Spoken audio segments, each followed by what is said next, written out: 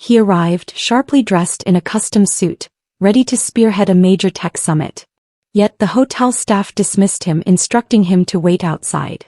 What unfolded next sent ripples throughout the entire organization. It was just before 8 a.m. when Darius Whitfield exited his sleek black Lincoln Continental, pulling up to the circular drive of a downtown San Jose hotel.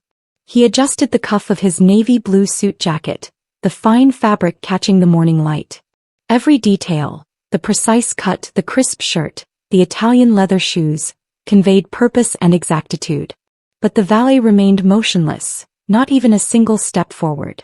Darius loosely held his keys, glancing over. The young man averted his gaze, feigning interest in his phone, then turned to the car pulling up behind Darius. "Hey, can you park this one?" the valet asked his colleague, gesturing past Darius without a hint of recognition. Darius looked at the hotel's glass doors.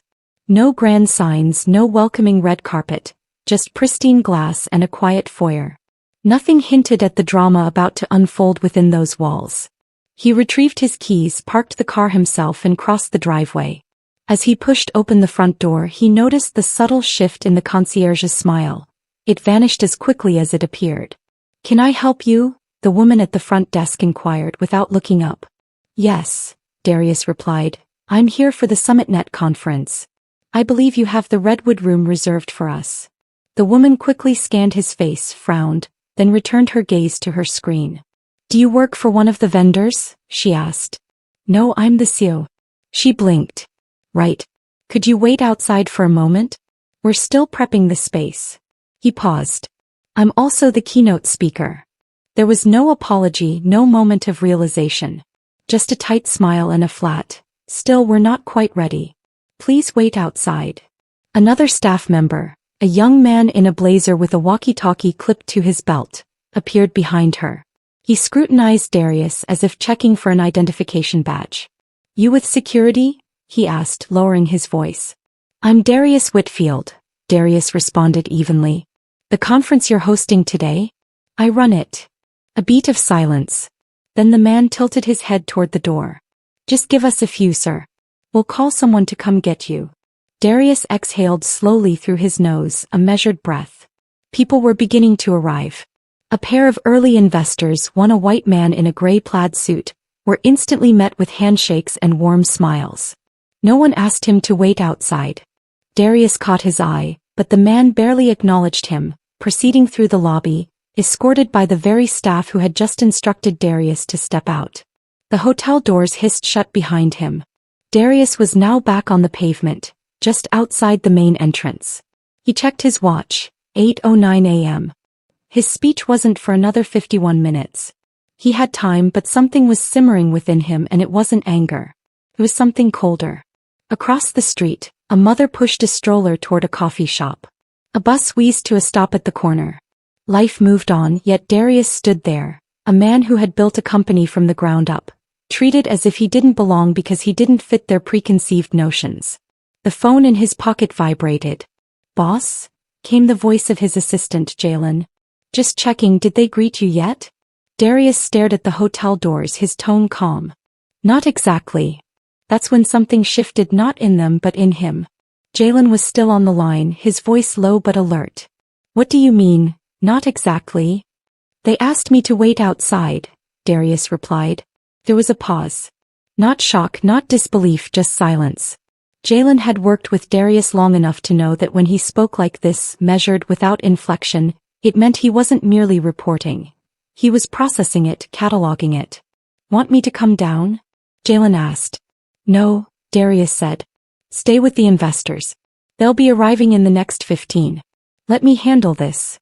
He hung up, straightened his tie and walked back through the doors. Inside, the same woman behind the counter saw him, but her expression remained unchanged. "I thought I asked you to wait outside, sir," she said, tapping something into her keyboard. "And I waited," Darius said plainly. "Now I'd like to speak with the event coordinator. My name is Darius Whitfield. I'm the founder and CEO of Whitfield Dynamics. We booked the Redwood room and 2 floors of your suites for this conference." This time she looked him in the eyes, but there was no apology, only a flicker of doubt, as if she were trying to ascertain if this was a prank. "Mr. Whitmore, was it?" "Whitfield," Pause. She turned to the young man in the blazer. Can you call Gina from events? The man nodded and walked off. Meanwhile, a bellhop wheeled by with a luggage cart stacked with briefcases. Darius stepped aside and glimpsed two of his board members exiting the elevator, each with branded SummitNet conference badges clipped to their suits. They greeted a hotel manager who seemed to materialize out of thin air to shake their hands. Darius raised a hand slightly to get his attention. The manager glanced at him, hesitated, then turned away. Ma'am, Darius said calmly, turning back to the front desk. I'm going to say this one more time. I'm not a guest. I'm not with security. I'm not delivering anything. I'm the reason these people are staying here. I organized this entire summit. I brought 60 of the most influential investors in West Coast tech into this building today. The woman opened her mouth, but before she could utter a word, the man with the walkie-talkie returned. She's on her way, he said. Then after a pause, you really the CEO? Darius offered a small smile. I didn't just build this company, I financed it. I wrote the first line of code. I signed the contract with this hotel, and I chose this location because I believed in the idea of professional courtesy. They both stared at him. He added, I've got $5 billion under management and I almost trusted you to help grow that. The silence that followed was different this time. It wasn't disbelief, it was discomfort. The woman behind the desk shifted, suddenly unsure of what to say. Before she could try, Gina from events walked briskly into the lobby holding a folder, already speaking. Mr. Whitfield, I am so sorry for the delay. We weren't informed you'd arrived. Please come with me. We have the Redwood room set and coffee being served. The investors are already gathering. The same staff who had asked him to step outside now stepped back as if parting water. Darius followed Gina past the desk, past the man with the walkie-talkie, and past the woman whose face was flushed now, whether from embarrassment or something else he couldn't tell. But he didn't speak again. He didn't need to. Because what they had failed to see wasn't a man trying to sneak into a space where he didn't belong. What they missed, what they refused to see, was a man who owned the space, standing still, giving them a chance to correct themselves. They chose not to. But what came next wouldn't be a lesson in anger. It would be a lesson in memory, and Darius had an excellent one. The Redwood room was located at the back of the hotel's conference wing, beyond a hallway adorned with abstract artwork and muted carpeting. Inside, the lights were already dimmed for the opening presentation. Rows of chairs, a podium bearing the SummitNet logo, and a side table with bottled water and sleek name placards. Darius quickly scanned the room. Jalen was at the front, checking sound levels with the AV technician. Investors were filtering in, chatting in quiet tones over coffee. No one knew what had just transpired in the lobby. He didn't go to the podium. Not yet. Instead, he stepped into a side room, the private lounge they had reserved for speakers, and closed the door. Then he pulled out his phone. Tammy, he said when his head of operations picked up, we're moving the summit. There was no gasp on the other end. Tammy was accustomed to this tone. Today, she asked. Right now. You want to relocate 50 people with less than an hour's notice. Not want. Need. She didn't push. You want me to call the Fairmont or the Hayes? Hayes, he said. I want every investor redirected there. Make sure they understand this isn't a scheduling issue, it's a matter of principle. I'll explain more when we're set. Also, cancel the rest of our booking here, suites included. Charge the penalty to me personally if they refuse to release. Tammy exhaled slowly. Understood. Call Jalen too. Let him know to delay the opening and start rerouting the guests. Then Darius ended the call. No shouting, no slamming phones, just action, clean and simple. He looked at his reflection in the lounge's dark glass window. He didn't feel righteous. He didn't feel vindicated. He just felt tired. Tired of walking into rooms that looked at him and saw everything but who he was. A soft knock came. It was Jalen. You want to run through slides? Darius shook his head. Change of plans. Jalen raised an eyebrow. Oh. We're leaving. I've already made the call. It took a second, but then Jalen nodded, understanding. They didn't even try to make it right, did they? Nope. Want me to tell the board? I'll speak to them myself. Just get the guests moving and make sure no one thanks the hotel on their way out. Within minutes, Jalen was quietly relaying the message through subtle handshakes and nods. Emergency relocation, he whispered to one group. "We've got a better setup just a few blocks over," he told another. "Mr. Whitfield will explain everything." Meanwhile, Tammy was on the line with the Hayes, finalizing their backup venue, arranging staff and transferring AV equipment and lunch catering. Darius returned to the Redwood room only once, to collect his notes and laptop. A hotel manager finally appeared, face tight, a folder clutched in his hand.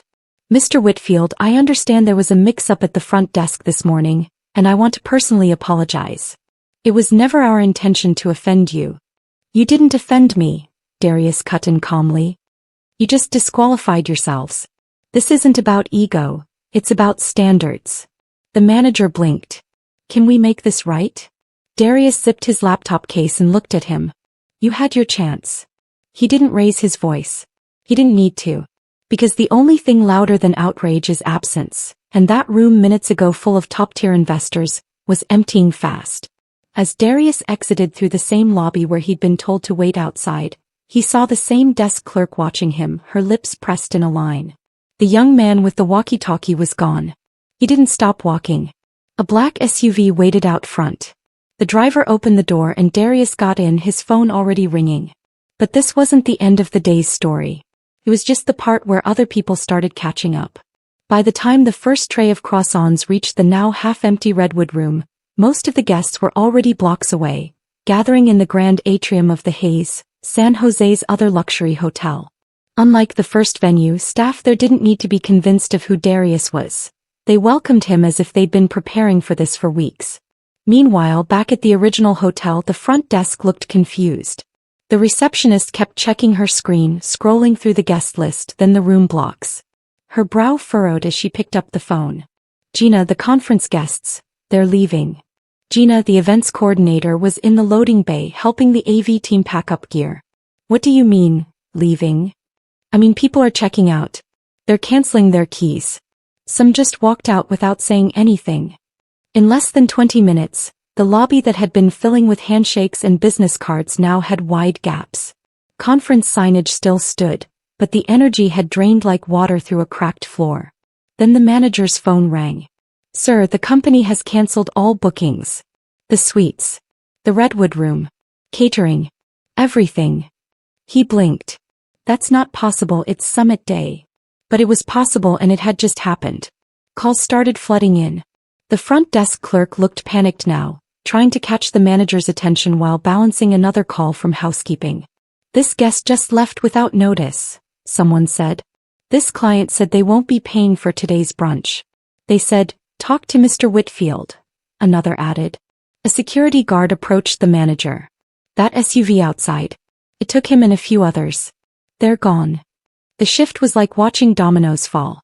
No screaming, no accusations, just disappearance. At the Hayes, Darius stood in front of a large projection screen in a sunlit conference room. He spoke slowly, clearly, without a trace of bitterness. "Before we begin, I want to thank you all for your flexibility. I know the change of venue was unexpected, but I believe where we gather says a lot about what we value." A murmur of agreement moved through the room. "I chose that previous hotel for its reputation, its service, its proximity to your offices. But this morning, I was reminded that a polished lobby and a 5-star rating don't guarantee respect." He paused. "I was asked to wait outside. Twice. By staff who never once asked my name. I parked my own car. I reintroduced myself. I explained who I was. But in that space, none of it mattered." A few jaws tightened, heads shook. "Some of you might be surprised by this. Others less so." He let that sit for a beat. "But I don't believe in yelling. I don't believe in dragging people down just to prove a point. I believe in moving forward. And today we're doing just that. Somewhere that sees us, hears us, and treats our business with the seriousness it deserves." The crowd applauded, not out of pity but respect. In the back, Jalen watched, arms crossed, proud. Meanwhile, at the first hotel, the conference signage was being taken down. Maintenance staff wheeled away coffee urns no one had touched. A team from catering stood idle, glancing around, unsure if they should even begin plating the food.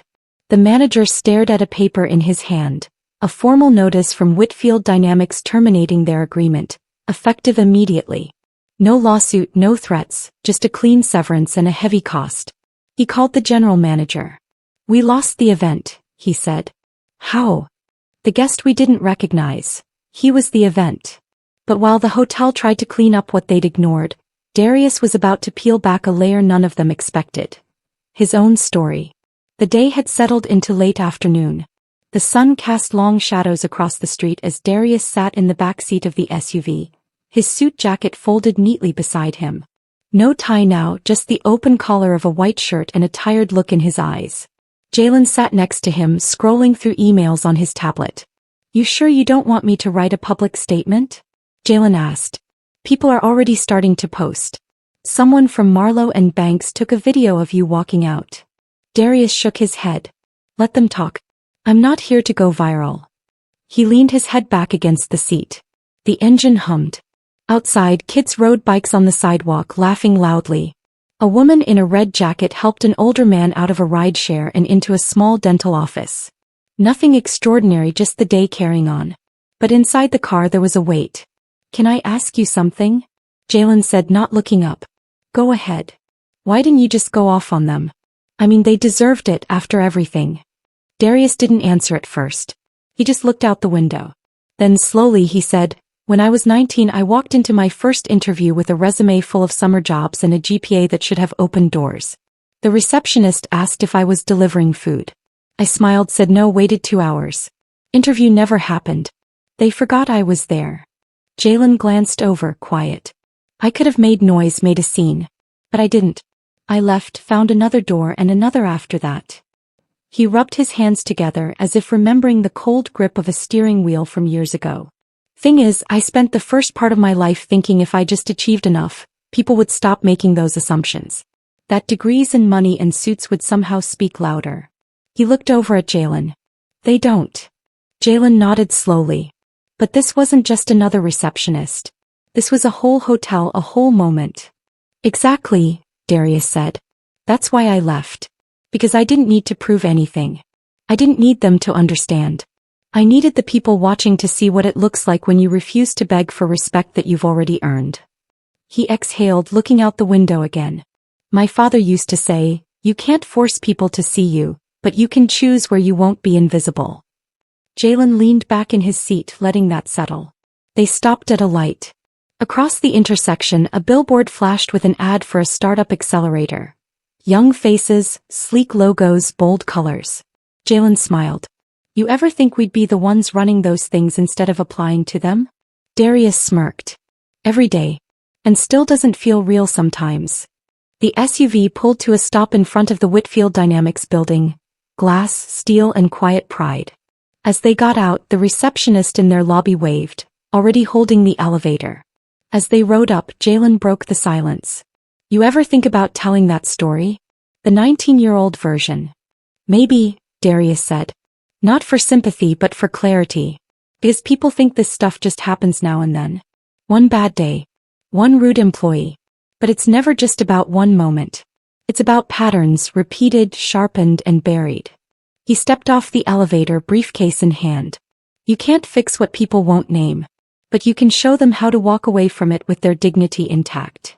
But what Darius didn't realize was that this story, his quiet stand, was already moving beyond him.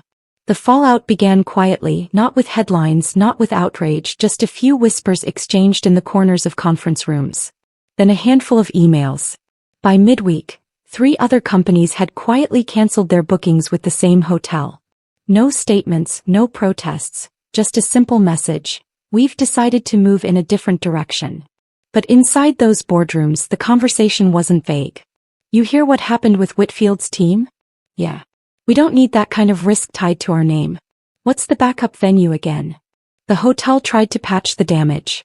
A regional sales director reached out to Whitfield Dynamics, offering complimentary bookings for the next quarter, free suites for executives, even spa credits for visiting investors. The offer didn't make it past Tammy. She read it, closed the email and marked it as handled. Darius never replied. Because when trust breaks like that, it's not something you repair with discounts. It's not a billing issue. It's about what you allowed to happen on your watch. Meanwhile, word of the relocation spread to media circles. A small tech outlet published a story. Not a takedown, just a timeline. What happened, who saw it, the shift in venue, the polite but deliberate silence that followed. But that story made its way into inboxes, then into text threads and eventually into conversations at happy hours where young black professionals raised their glasses to Darius Whitfield. Not because he had clapped back but because he hadn't needed to. Because sometimes the strongest move isn't slamming the door. It's walking away from the room like it never deserved you in the first place. Back at the Whitfield Dynamics office, the boardroom was quiet. Darius sat at the head of the table, flanked by 4 of his senior staff and 3 partners from a private equity group out of Seattle. An investor cleared his throat. "We heard about the switch. People are still talking about it." Darius leaned back slightly. "Is that a problem for you?" "Not at all," the man said. "In fact, it told us more about your leadership than the slide deck ever could." Another investor nodded. "It's rare to see someone with that kind of control under pressure. That's where trust comes from." Darius gave a small nod but didn't gloat. This wasn't about winning. It was about never playing by a rigged rulebook to begin with. Later that evening he walked the quiet floor of the office, stopping to glance at a whiteboard filled with scribbled diagrams, sticky notes and equations. Jalen was there too, sipping something from a chipped mug. "You see the write-up?" he asked. "I did. They left out the part where the valet ignored you." "They always leave something out," Darius said. "Doesn't matter," Jalen added. "People know what it was. The ones who need to know they got the message." Darius looked over the whiteboard again. "You know, when we built this place I didn't want it to be flashy. I didn't want people to walk in and feel impressed. I wanted them to feel seen. That's the difference." Jalen nodded. "They see you now." "No," Darius said quietly. "They always saw me. They just never expected me to be the one signing the checks." He turned toward his office, flicked off the lights and paused at the doorway. "Let's keep building," he said. But before he left for the night, there was one more person Darius needed to talk to. Someone who reminded him why moments like this matter. The next morning, Darius stood by the floor-to-ceiling windows of his office, a fresh mug of black coffee in hand. The sky was a flat silver, the kind that made everything outside feel quiet and far away. There was a soft knock at the door. "Come in," he said, not turning around. The door opened and a young man stepped in. Elijah Green, mid-20s, sharp but still green around the edges, one of Whitfield Dynamics' junior analysts. He held a folder in his hand but looked unsure if now was the right time. "You said you wanted to meet?" Elijah asked. Darius turned, gave a small nod and gestured to the chair across from him. Elijah sat, setting the folder on his lap but not opening it. His eyes flicked to the side as if he wasn't sure how to begin. I heard what happened at the hotel," he finally said. "Some of us were talking about it in the lunchroom yesterday." Darius didn't say anything right away. He just let the silence hold, not uncomfortable, just steady.